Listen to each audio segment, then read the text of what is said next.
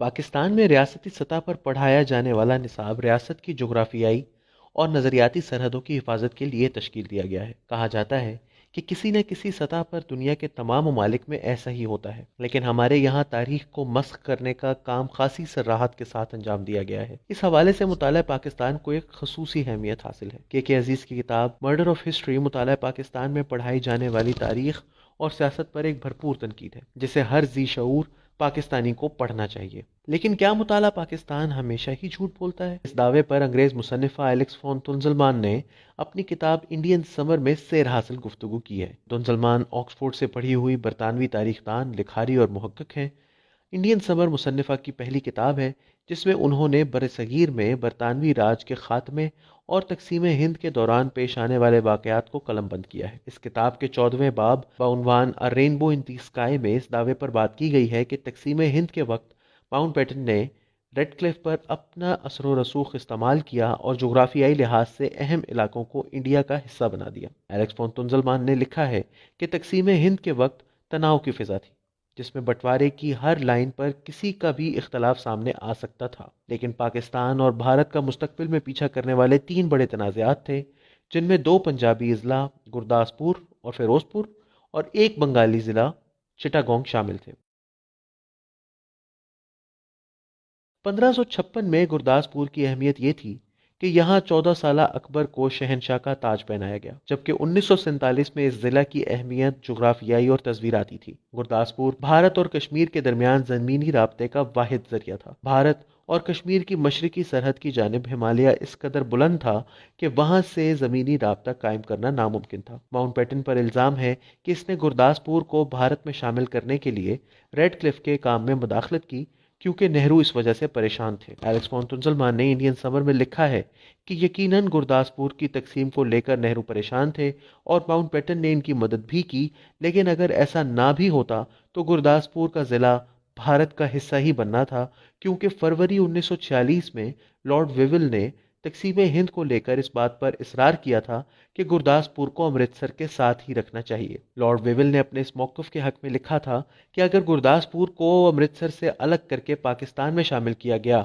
تو امرتسر مشرق، مغرب اور شمال کی جانب سے پاکستان کے گھیرے میں آ جائے گا، جس سے سکھوں کی پوزیشن غیر مستحکم ہوگی۔ اس دلیل کی روشنی میں شاید یہ تسلیم کرنا ممکن ہو جاتا ہے کہ گرداسپور کو بھارت میں شامل کرنے کا فیصلہ اس وجہ سے نہیں کیا گیا تھا کہ یہ کشمیر تک جانے کا واحد آسان زمینی راستہ ہے۔ اس واقعے کو بنیاد بنا کر ماؤنٹ بیٹن کو اس الزام سے آزاد قرار دیا جا سکتا ہے کہ وہ گرداسپور کی تقسیم پر اثر انداز ہوئے۔ تاہم باقی دونوں معاملات میں مصنفہ ماؤنٹ بیٹن کی معصومیت کا کوئی ثبوت ڈھونڈنے میں ناکام رہی ہیں۔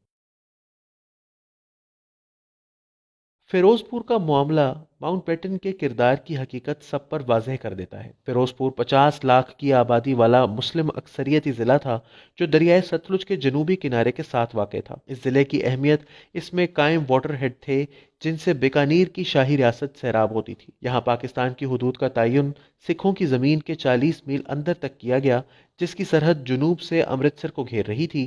تصویراتی لحاظ سے یہ ایک نمایاں مقام تھا۔ 8 اگست 1947 کو ماؤنٹ بیٹن کے پرائیویٹ سیکرٹری جارج ایبل کی جانب سے پنجاب کے گورنر ایون جینکنز کو جو عارضی نقشہ بھیجا گیا، اس میں ممکنہ سرحد کا تعین کیا گیا تھا جو اگلے ہی دن منظور ہونا تھا۔ اس نقشے میں فیروز پور کو پاکستان میں شامل کیا گیا تھا۔ ایبل کے مطابق اس نقشے میں کوئی بڑی تبدیلی نہیں ہونا تھی، لیکن فیروز پور کا پاکستان میں جانا بیکانیر کی ریاست کے لیے باعث تشویش تھا، جس نے بھارت کے ساتھ الحاق کا اعلان کر رکھا تھا۔ بیکانیر کے چیف انجینئر کنور سائی کے مطابق انہوں نے وزیر اعظم کے ساتھ 11 اگست کو ماؤنٹ بیٹن سے ملاقات کی اور انہیں بتایا کہ اگر فیروز پور کے واٹر ہیڈ پاکستان کے حصے میں جائیں گے تو ہماری ریاست بھی پاکستان کے ساتھ الحاق کرے گی۔ اس اعلان کی وجہ یہ تھی کہ بیکانیر کی ریاست فیروز پور کے ہیڈ ورکس سے سیراب ہوتی تھی۔ تنزلمان لکھتی ہے کہ اسی رات ریڈ کلف کو ماؤنٹ بیٹن اور لارڈ اسمے کے ساتھ دوپہر کے کھانے کا دعوت نامہ ملا۔ اس دعوت میں باؤنڈری کمیشن کے سیکرٹری کرسٹوفر کو ایک سوچے سمجھے منصوبے کے تحت نہیں بلایا گیا۔ باؤنڈری کمیشن کے سیکرٹری کرسٹوفر نے بعد میں گواہی دی کہ ریڈ کلف جب اس دعوت سے واپس آئے تو کافی متذبذب تھے۔ اس دعوت میں کیا ہوا، ریڈ کلف نے یہ بتائے بغیر تقسیم ہند کے نقشے پر نئی لائنیں کھینچنا شروع کر دیں اور فیروز پور کو پاکستان سے نکال کر بھارت میں شامل کر دیا۔ کرسٹوفر اور ماؤنٹ بیٹن کے ایک سیکرٹری کا خیال تھا کہ وائس رائے نے ریڈ کلف کو نقشے میں رد و بدل کرنے پر اس لیے مجبور کیا کیونکہ اس پر نہرو اور ریاست بیکانیر کا دباؤ تھا۔ تقسیم ہند کے بعد ماؤنٹ بیٹن نے ساری زندگی یہ موقف برقرار رکھا کہ اس نے کبھی بھی ریڈ کلف کے کام میں مداخلت نہیں کی، لیکن یہ ایک جھوٹ تھا۔ اس جھوٹ کو ایک خط نے بے نقاب کیا جو ماؤنٹ بیٹن نے اپریل 1948 میں لارڈ اسمے کو اس ہدایت کے ساتھ لکھا تھا کہ پڑھنے کے بعد اس خط کو جلا دینا، لیکن کسی طرح یہ خط جلنے سے محفوظ رہ گیا۔ انڈین سمر میں اس خط کا ذکر بھی کیا گیا ہے۔ خط میں ماؤنٹ بیٹن نے لکھا تھا کہ ریڈ کلف فیروز پور کا مسئلہ لے کر اس کے پاس آیا تھا۔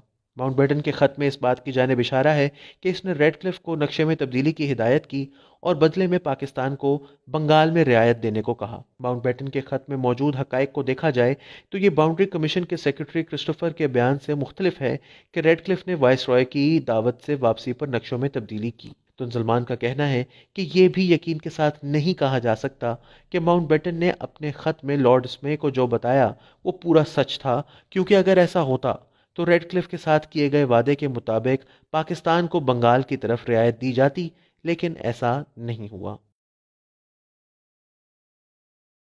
ماؤنٹ بیٹن کے سوانح نگار نے اس طرف اشارہ کیا تھا کہ بنگال میں چٹاگونگ کا پہاڑی علاقہ پاکستان کو فیروز پور کے بدلے میں دیا گیا۔ یہ دعویٰ بھی بے بنیاد ہے کیونکہ چٹاگونگ کا پہاڑی علاقہ پاکستان کو فیروز پور نہیں بلکہ اس سے بڑے نقصان کے بدلے میں دیا گیا تھا۔ پاکستان کا یہ نقصان صنعتی شہر کلکتہ سے ہاتھ دھو بیٹھنے کی صورت میں ہوا تھا۔ مارچ میں ماؤنٹ بیٹن کے پرنسپل سیکرٹری نے اسے یہ رائے دی تھی کہ کلکتہ کے بغیر مشرقی پاکستان ناقابل عمل ہوگا۔ ماؤنٹ بیٹن نے کلکتہ کو پاکستان سے الگ کرنے کے لیے چٹاگونگ کا علاقہ پاکستان میں شامل کرنے کا کہا، جو زمینی نقل و حمل کے لیے آسان نہیں تھا۔ گورنر فریڈرک بروز نے پیش گوئی کی تھی کہ کلکتہ کے بغیر آزاد مشرقی بنگال ایک دیہی کچی آبادی بن جائے گا۔